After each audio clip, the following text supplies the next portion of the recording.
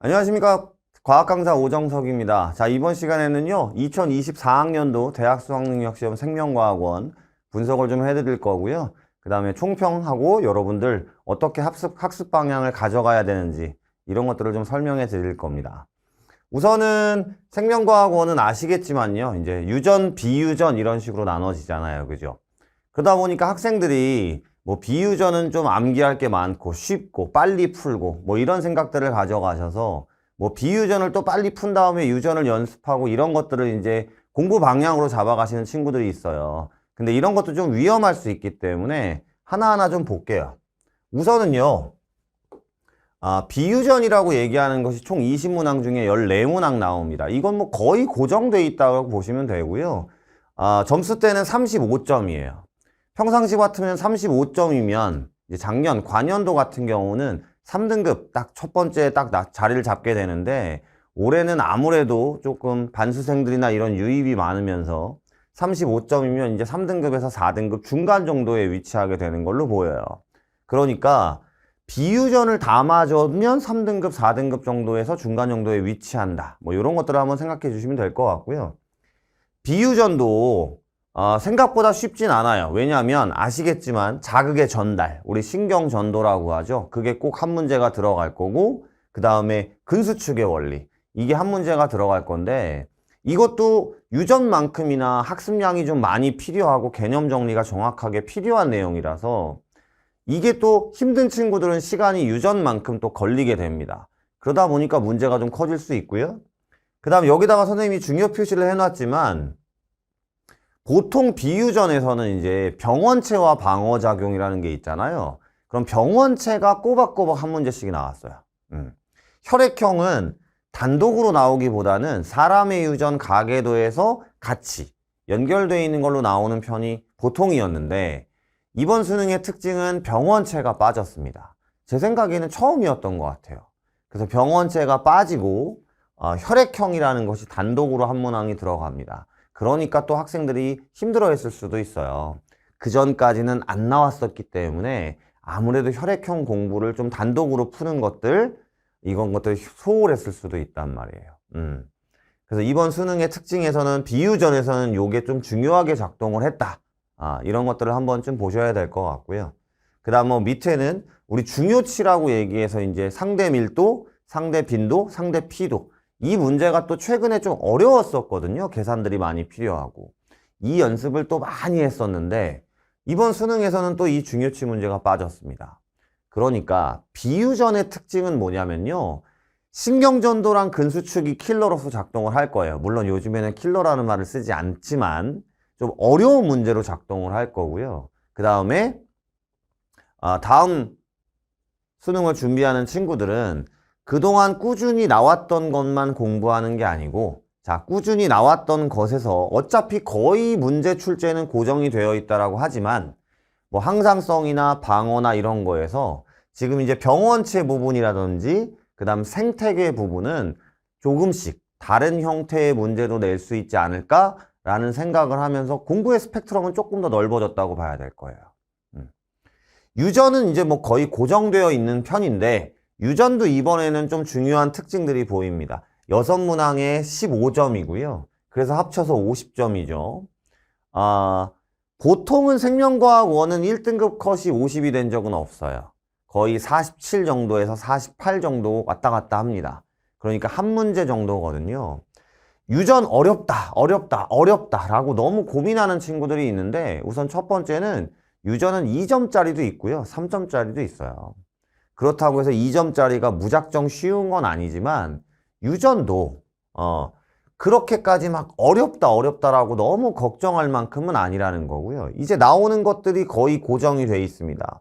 세포 주기, 감수 분열. 이따가 또 자세히 문항 정리를 하겠지만 그 다음에 뭐 단일인자, 복대립 아니면 이제 다인자가 나와야 될 텐데 이번 수능의 특징은 또 다인자는 안 나왔고요.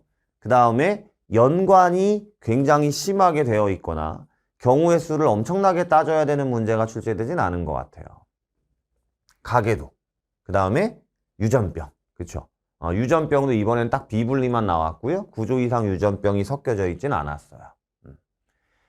전체적인 총평을 이따 드리겠지만 기본에 충실하게 공부했던 친구들, 너무 어려운 문제들을 가지고 그거에 대해서 머리만 썼다기보다는 기본 내용에 대해서 정확하고 충실하게 공부했던 친구들은 올해 수능의 유전 부분도 충분히 경쟁력이 있었다라고 봅니다.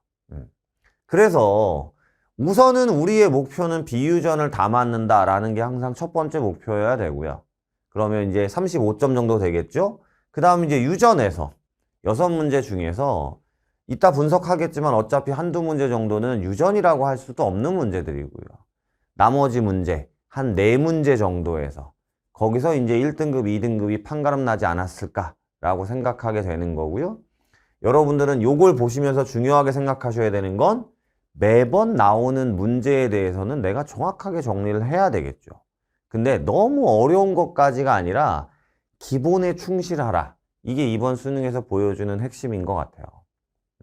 그럼 이제 문항 정리를 한번 해볼게요. 자, 뭐 매번 나오는 형태죠. 첫 번째 문제는 이제 생명과학의 특성과 관련된 얘기입니다. 그죠? 이번 수능의 특징을 잠깐 보여드릴 거예요. 생명과학의 특성이 나와 있어요. 근데 여기에 디귿선지에는 뭐가 되어 있습니까? 상리공생이라서 생태계와 연관이 되어 있습니다. 그죠? 이렇게 좀 한 문제 내에서도 다양한 다른 단원들의 내용들까지 같이 가져오는 형태의 문제들이 계속적으로 출제가 되는 편이에요.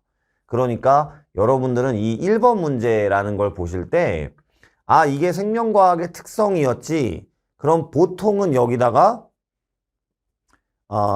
이화작용, 동화작용 같은 물질대사, ATP 이런 것들을 같이 섞어 놓을 수도 있지만 이렇게 생태계 부분도 같이 연결할 수 있구나 라고 생각을 하시면서 보셔야 될 것 같고요. 그 다음 두 번째 문제는 뭐 물질대사 문제였으니까 특별하게 어려울 게 없죠? 하지만 평상시 같으면 디귿선지 요거를 이제 뭐랑 같이 연결하는 거예요? 호르몬. 글루카곤, 인슐린. 여기도 글루카곤이라는 호르몬이 나왔잖아요. 그죠? 그거 외에도 다른 호르몬들이 연결될 수도 있어요. 그리고 얘는 물질대사니까 대사증후군과도 연결될 수 있어요. 이렇게 공부를 하실 때 내가 연결되어 있는 과목에 대해서도 다시 한번 체크를 하시는 게 중요하다는 거죠. 비유전은 그런 거예요.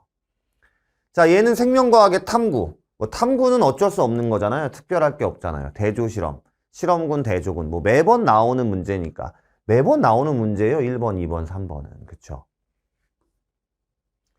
자, 여기 대사증후군이 나와 있습니다. 보통은 지금까지 관연도의 수능 기출을 보셔도 아실 것 같은데요. 이 대사증후군이라는 부분이 학평에서는 그렇게 자주 안 나와요. 왜냐면 학평은 여러분의 다른 단원들의 실력을 보는 게 좀 더 중요하기 때문에.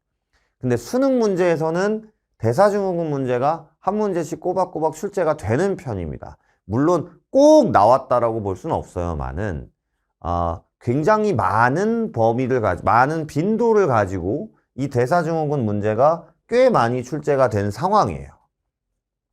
내용이 어려운 건 없습니다만 그래프가 조금 여러분들이 처음 보는 형태일 수도 있기 때문에 우리 대사증후군 부분은 기출 정도면 충분하실 것 같아요. 나중에 모아서 9월 이후쯤에 한 번쯤 쫙 보시면서 정리를 하시는 것도 나쁘지 않지 않을까. 그 다음에 요거는 생태계에서의 상호관계. 이건 어렵지 않은 거죠. 그죠? 7번. 자, 이게 올해 수능의 또 하나의 특징인 것 같아요. 비유전도 보시면 아시겠지만 제가 계속 설명해 드릴 겁니다만 이거 이제 신경계잖아요. 보시면 이렇게 미지수들이 나타납니다. 미지수라고 표현해야 될까요? 내용을 정확하게 모르는 것들이 나타납니다. 계속적으로 나타납니다. 뒤에서도 보시면 여기도 이렇게 기역, 니은 이렇게 빈칸을 여러분들이 그러니까 개념을 빈칸 정리라고 얘기하는 게 더 나을 것 같아요. 잘 채울 수 있느냐, 잘 연결할 수 있느냐. 비유전의 특징은 계속 이런 식이었습니다. 여기도 두 개를 주고서 물론 그동안 나왔던 항상성의 수분량 문제지만 잘 채울 수 있느냐. 그리고 그 채운 걸 가지고 그래프 해석 같은 것들을 할 수 있느냐. 생명과학의 비유전은 계속 이런 식이었던 것 같아요. 이건 조금 이따 정리를 하고요. 요것도 마찬가지죠. 그죠? 티록신에 대해서 이렇게 빈칸을 주고요. 그 다음에 특징들을 잘 분석할 수 있느냐. 물론 어려운 건 아니었어요. 지금까지 계속적으로 학평에서 이런 연습을 시키고 이런 기조로 나오겠다고 설명을 한 상황입니다. 이런 문제도 여러 번 보셨어요. 그쵸? 혈액형도 마찬가지. 이렇게 빈칸을 주고요. 그 다음에 조건을 주는데 조건에도 또 물음표가 있습니다. 익숙하셔야 돼요. 그쵸? 물론 뭐 현 학생들보다는 2025년을 준비하는 친구들이 이 강의, 이 영상을 보고 계시기 때문에 익숙하지 않을 수 있는데요. 생명과학은 유전이나 비유전이나 요즘의 트렌드가 이거예요. 계속적으로 빈칸을 주고 여러분 보러 고르라고 하고 그 다음에 그걸 잘 고르신 상황에서 자료를 잘 해석할 수 있느냐라는 걸 묻고 있습니다. 여기도 마찬가지죠. 방어작용도 예년 같으면 그래프를 막 그려주고 그래프에 대한 설명을 요구하거나 이랬다면 이렇게 표, 역시나 빈칸, A인지 B인지 C인지 D인지 찾아라 이런 식으로. 이것도 마찬가지죠. 맨 마지막 20번에 있는 순환 과정까지도 이렇게 계속 이런 식입니다. 그러니까 제가 아까 말씀드렸던 게 머리에 잡히셔야 돼요. 기본 공부가 명확해야 되고 오히려 공부가 정말 탄탄해져야지만 이런 유형의 문제들을 계속적으로 풀어나갈 수 있게 된다는 거죠. 이렇게 모든 문제가 거의 미지수가 들어있고 빈칸이 들어있고 하기 때문에. 되시겠습니까? 자, 비유전에서 가장 어려운 부분이었다라고 할 수 있는 신경전도, 자극의 전달 부분입니다. 뭐 벌써부터 딱 복잡하게 느껴지잖아요. 물론 이 문제는 그동안 나왔던 자극의 전달 문제 중에서는 난이도가 높은 편은 아니었어요. 왜냐하면 자극을 어디다 줬는지도 좋고요. 경과된 시간도 있고요. 그 다음 뉴런도 한 줄밖에 없어요. 물론 두 개의 뉴런이 시냅스를 형성하고 있긴 하지만 이것도 복잡하게 여겨질 수도 있겠지만 마이너스 80과 플러스 30 우리가 이 문제를 풀 때는 항상 마이너스 80과 플러스 30을 중요하게 보잖아요. 정확하게 딱 제시하고 있어요. 그리고 0도 여기라고 딱 알려주고 있고. 그러니까 기본 연습이 제대로 되어 있던 친구라면 이 문제도 크게 어렵진 않았을 겁니다. 오히려 제가 봤을 땐 비유전에선 이 문제가 가장 어려웠다고 볼 수 있어요. 뭐 그렇다고 해도 지금 이 문제는 이 유형이 여기 5D, 6D, 8D, 2D, 6D, 7D 이 유형은 2021학년도 수능 문제에 출제가 된 적이 있었고요. 그 다음에 이 유형 Z선에서부터 거리에 대한 이 유형은 2021학년도 9월 모의에서도 그리고 2023학년도에서도 이런 문제가 학평에서 출제된 적이 있습니다. 그러니까 전체적으로 따지면 이미 기출이 된 거예요. 신유형이 아닙니다. 하지만 이게 두 개가 이제 연결이 돼 있기 때문에 어려웠다라기보다는 이 문제가 이제 연습이 잘 안 되어 있는 친구들은 시간이 생각보다 걸렸을 걸로 보여요. 그렇죠? 그러니까 계속 말씀드리지만 신유형이 중요한 게 아닌 것 같아요. 이제 나올 만큼 나왔습니다. 이제 기출에 대해서 정확한 개념 정리가. 그리고 또 하나 좋았던 점이 뭐냐면 여러분들이 이 12번하고 유전에 있는 19번하고가 좀 많이 어려웠을 텐데 시간적으로 부족했을 텐데 12번의 답이 1번입니다. 12번과 19번을 제외하고 답을 고르셨을 때 1번 답선지가 몇 개 없었을 거예요. 2개 정도? 그러면 그 두 문제에서 1번을 찍었을 경우에 이 문제 하나 정도는 건질 수 있는 또 그런 것들도 이번 수능에서는 조금 더 자주 볼 수 있었던 포인트라고 볼 수 있어요. 근수축에 대해서도 이런 정도로 지금 정리를 하시면 비유전은 충분하시지 않을까 생각이 듭니다.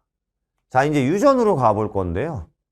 유전은 6문항이 나온다 그랬잖아요. 여기 첫 번째 보시면 뭐 이건 특별하게 어려운 문제도 아니었고요. 그죠? 핵형 분석이고 체세포의 세포 주기였고 뭐 상동염색체 접합이라는 용어가 뭔지 몰랐어요는 말도 안 되는 얘기니까 이건 뭐 유전이라고 할 수도 없죠. 그냥 기본 개념이죠. 그러니까 2점. 그쵸? 그 다음이 요거 11번이었습니다. 이 11번도 또 어떤 친구들은 어렵다라고 하셨을 수도 있는데 이제 이 문제는 거의 고착화된 거잖아요. 이렇게 유전자의 DNA 상대량을 써놓는 문제. 물론 지금까지의 웬만한 문제들은 문제 안에서 요 세포 4개 중에 뭐 수컷 거 2개, 암컷 거 2개 뭐 이런 형태를 제시해주고 했었지만 문제가 길었을 뿐이지, 그리고 제시를 안 했을 뿐이지, 여기 있는 숫자는 너무나도 명확하게 4, 뭐 0, 0, 1, 2 이렇게 보여주는, 우리가 그동안 공부했다라고 하면 보여주는 게 너무 명확했고요. 여기 그림도 원래대로 따지면 요즘에는요, 이 그림이 나와 놓고 X염 색채를 빼거나 Y염 색채를 빼거나 이렇게 해서 더 경우의 수를 따지게 하고 까다롭게 하는 문제가 많이 출제됐었는데 이번 수능에서는 2개를 연합시켰지만 그런 건 없었습니다. 그러니까 이제 이런 DNA 상대량 문제들이나 이렇게 염색체를 그려놓고 종을 찾거나 상염색체, 성염색체를 찾거나 X염색체, Y염색체를 찾거나 이런 문제는 이제 나온다라고 보셔야 되는 거잖아요. 그래서 이 문제는 3점이었지만 충분히 하실 수 있는 문제였다라고 봅니다. 자, 이제 그 다음부터죠. 23번 딱 보시면 굉장히 길고 복잡하고 밑에 걸 보시면서 풀기가 쉽지 않았을 거예요. 복대립. 하지만 지금까지는 여기다 다인자도 같이 있었고요. 그 다음에 연관도 돼 있었거든요. 근데 서로 다른 3개의 상염색체에 있다고 딱 되어 있으니까 연관 여부는 필요가 없었습니다. 뭐 이런 문제도, 복대립 문제 같은 경우도 오히려 지금까지 계속 기출이 되어 왔고 훨씬 더 어려웠었거든요. 이 문제도 이제 감수 분열 마찬가지죠. 이렇게 OX 유전자의 유무, 그 다음에 요 막대 그래프. 이 문제도 좋았던 점은 뭐냐면 서로 다른 상염색체에 있다라고 우선 연관 여부를 배제시켜 줬고요. 그 다음에 한 사람의 세포였습니다. 2사람이 있는 게 아니었어요. 그러니까 어차피 한 사람 거니까 핵상도 정확하게 아실 수 있는 거고요. 어렵지 않았습니다. 충분히 기본 개념으로. 그러니까 2점이겠죠. 자, 여기까지의 유전은 여러분들이 시간 없고 어려워서 못했다라고 하면 안 돼요. 지금까지 계속적으로 나왔던 형태고 오히려 문제의 난이도가 학평보다 낮게 형성이 되어 있습니다. 여러분들의 기초 지식을 정확하게 판단하려고 한 것 같아요. 문제는 이제 그 다음부터는 조금 뭐 항상 나오는 거지만, 자, 요 문제가 이제 비분리 문제였죠. 비분리 문제였는데 2점이었습니다. 쉬웠다라기보다는요, 비분리 문제 치고는 이라고 얘기하지만 비분리 문제 치고는 그동안 많이 나왔던 형태에서 나왔다. 대신에 이제 나다가 X염색체에 있다라는 거고요. 기역, 니은, 디귿이 가나다 중에 뭔지 모르기 때문에 여러분이 요거를 일반적인 가계도라고 생각하시고 집어넣어서 X염색체나 상염색체를 판단하셔야 되는 그런 문제였죠. 아까 말씀드렸지만 제가 판단했을 때 이게 제일 어려웠던 것 같긴 합니다. 제일 시간이 좀 걸렸을 것 같아요. 연관도 되어 있고 그 다음에 누군지도 표현형도 모르는 상황이고 거기다 스몰 h의 DNA 상대량도 0, 1, 2 중에 골라야 되는 문제. 근데 가계도는 언제나 이런 식이었어요. 물론 뭐 이 가계도를 푸는 데 있어서도 평상시보다 수월했다라는 친구들도 있을 수 있어요. 조건을 또 줬기 때문에.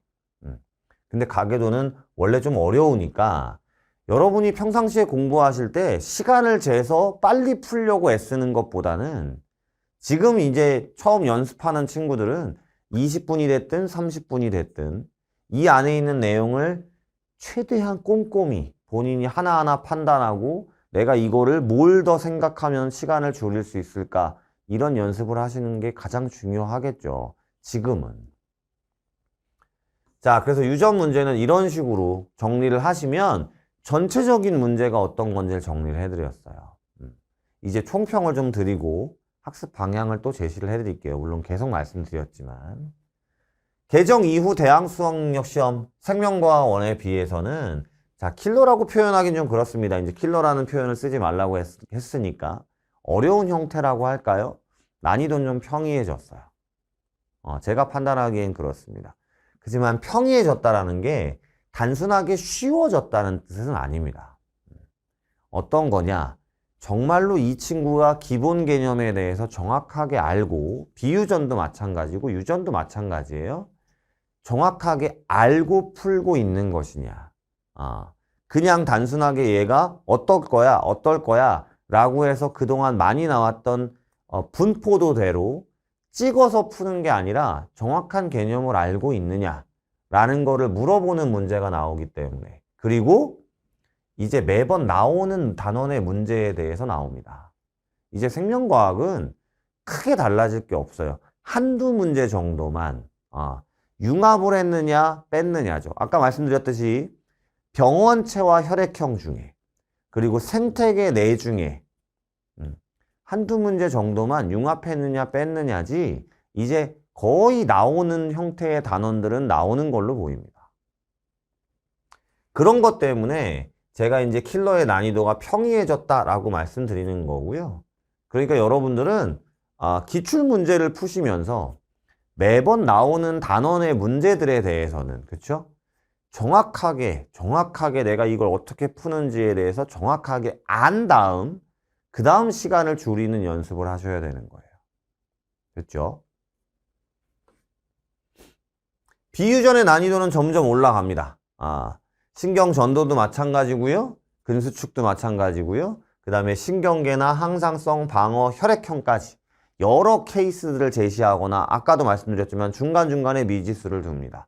그러니까 지금까지 학습법은 이런 식으로 했던 것 같아요. 고3 친구들이. 우선 비유전을 뭐 13분 내에, 10분 내에 이 연습을 계속 했던 것 같아요. 그래서 그게 안 되면 벌써부터 이제 지레 겁을 먹죠. 왜냐면 남아있는 게 유전이니까. 근데 요즘에는, 이번 수능에는 비유전의 난이도가 높아지고 유전 난이도가 살짝 낮아진 것 같아요. 그러니까 이제는 비유전을 공부하실 때도요, 짧은 시간 내에 빨리 못 푼다고 해서 그게 문제가 되는 게 아닌 것 같아요. 이제는 비유전도 정확하고 꼼꼼하게, 그렇죠? 시간을 줄이는 건 나중에 몫이고요. 처음부터 그런 식의 연습을 가져가시면 괜히 본인의 기분만, 그리고 자신감만 낮아질 것 같다는 거죠. 그래서 그런 부분에 대해서도 꼭 생각하시고, 체감 난이도는 특히 자극의 전달, 신경 전도나 근수축의 체감 난이도는 유전과 비슷할 걸로 보인다 라는 게 총평이고요. 또 하나는 관연도. 1등급 컷하고 2등급 컷하고 좀 다른 점이 보입니다. 그죠? 오히려 강사인 제가 판단했을 때 난이도는 낮아진 편이에요. 그쵸? 근데 원래대로 따지면 난이도가 뭐 낮아졌다라고 얘기하는 건 그냥 제 의견이고요. 보통 아무리 그랬어도 등급 컷이 45점 정도에서 1컷이 형성됐었거든요. 왜냐면 국영수 먼저 봅니다. 그죠? 그 다음에 과탐 같은 경우도 생지를 선택한 친구들이 아니면 물리나 화학을 먼저 보고 생명을 보죠. 선과목 난이도에 따라서 집중력은 당연히 떨어질 수밖에 없어요. 맨 마지막에 보게 되니까. 그 다음에 평상시에 킬러, 비킬러를 자꾸 구분을 하죠. 유전 킬러 이런 걸 구분을 해서 9월 이후가 되면 학생들이 뭘 하기 시작하냐면, 빠르면 6월 이후부터죠. 비유전은 그냥 모의고사만 풀어요. 자기가 틀리면 틀린 것만 보시죠. 그리고 유전 문제만 어려운 거 계속, 신경전도나 근수축 어려운 것만 계속 공부를 하십니다. 그러다 보니까 집중력이 떨어진 상황에서 빨리 풀어야 된다고 느끼니까 비킬러에 대해서, 특히 비유전에 대해서는 공부량이 확실히 떨어지죠. 암기할 게 많다는 걸 알고 계시면서도 외울 시간이 없다라고 생각하세요. 또는 문제를 풀면서 외워야 되겠다고 생각하세요. 그러다 보니까 등급 컷이 낮았어요.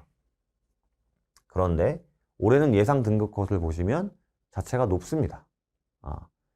처음에 말씀드렸지만 반수생들의 유입도 많고요. 그렇죠? 그 다음에 이제 이 개정 전이기 때문에 이제 개정되면 수능 자체가 변화가 되잖아요. 그러다 보니까 굉장히 많은 친구들이 학습량을 정확하게 늘려가고 있어요. 그렇죠? 그러니까 등급 컷이 평상시보다 높아졌다 라는 것들이 이번에 특징이고요. 여러분들도 그거에 따라가셔야 되겠죠. 그쵸? 자, 마지막은 계속 강조하는 겁니다. 유전이나 비유전이나 이제 새로운 유형보다는 기출문제에 대한 정확한 이해가 뻔한 얘기잖아요. 필요할 것 같아요. 아까도 말씀드렸지만 유전 부분도 평상시에 시간 내에서 막 5분, 4분 내에서 못 풀면 답지 보고 이게 중요한 게 아니고요. 내가 이거를 20분이 됐든 30분이 됐든 정확하게 내 실력으로, 내 실력이 어느 정도인지 알고 푸셔야 될 것 같고요. 그 다음에는 내가 어떤 부분을 외우면 시간을 줄일 수 있는지, 아니면 스킬이라고 흔히 표현하죠. 어떤 것을 알고 익히면 시간을 줄일 수 있는지, 이런 것들을 스스로 이해하고 적용하려는 노력이 필요하다. 이게 제가 마지막으로 드릴 수 있는 총평이면서 학습 방향인 것 같습니다. 되시겠죠? 자, 지금까지 2024학년도 대학 수학능력시험 생명과학원 분석 강의를 마치겠습니다.